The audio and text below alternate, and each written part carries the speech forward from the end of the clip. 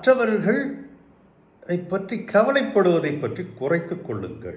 அதாவது stop carrying about other people என்று ஒரு அடேஜ் இருக்கிறது. இதை சொல்லுவதற்கு சில விஷயங்களை சேர்த்து சொல்ல வேண்டியிருக்கிறது. உதாரணமாக, மற்றவர்களின் அங்கீகாரம் உங்களுக்கு தேவையே கிடையாது. ஆனால் நீங்கள் எப்பொழுதும் அதை எதிர்பார்த்து கொண்டிருப்பீர்கள் என்று சொன்னால் உங்களுடைய சுய வெளிப்பாடு காணாமல் போய்விடும்.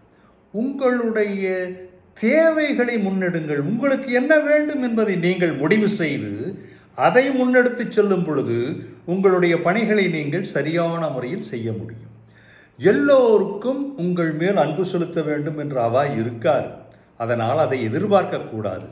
இந்த எண்ணத்தை மாற்றினால் நீங்கள் மற்றவர்களிடம் அன்பு செலுத்துங்கள். அவர்கள் அப்படியே திருப்பி செலுத்த வேண்டும் என்பதற்கு இது என்ன பொருளா, பண்டமாற்றா? இல்லையே. அதனால் விட்டு விடுங்கள்.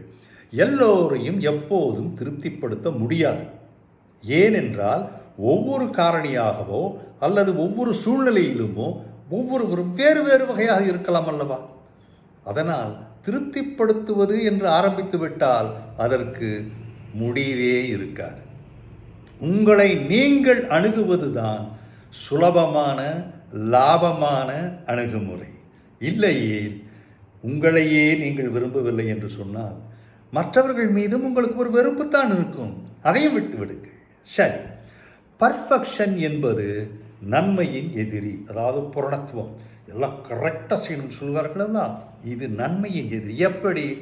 முன்னேற்றத்தை நோக்கி முனைப்படுங்கள். சரியாக செய்ய வேண்டும், இது தவறிவிட்டது, இதை நான் இப்படி செய்ய வேண்டும் என்று திரும்ப திரும்ப செய்து கொண்டிருந்தால் நீங்கள் ஒரு இடத்தில் சிக்கிக்கொள்ளுகிறீர்கள். அதிலிருந்து வெளியில் வாருங்கள். வரும்பொழுது உங்களுக்கு புத்துணர்ச்சி வரும். சரியாக செய்வதை விட சிறப்பாக செய்வது மேல். அது என்னது? சரியாக செய்வது, சிறப்பாக செய். சிலருக்கு ஒரு ஆவல் இருக்கும், சரியாக செஞ்சுட்டா இதோடு இது முடிஞ்சு. சரியாக செய்வது, அதை எப்படி மேம்படுத்தி செய்ய முடியும் என்று எண்ணி பாருங்கள். அதை செய்யும் பொழுது உங்களுடைய மனப்பாங்கே மாறும். ஏனென்றால் இவ்வளவுதான் என்பதை விட்டுவிட்டு இவ்வளவு தூரம் வந்து விட்டோம் என்பதை நினைக்கும் பொழுது ஒரு மகிழ்ச்சி கொப்பளிக்கும். அதை காணுங்கள். பணிகளை சரிவர முடிக்க வேண்டும். சரியாக செய்வதை விட சிறப்பாக செய்வது மேல் என்பதை இப்பொழுதுதான் நாம் பேசினோம். அதாவது போட்டி இருக்கத்தான் செய்யும். போட்டிக்காக இலக்கை குறிவைத்துக் கொள்ளுங்கள்.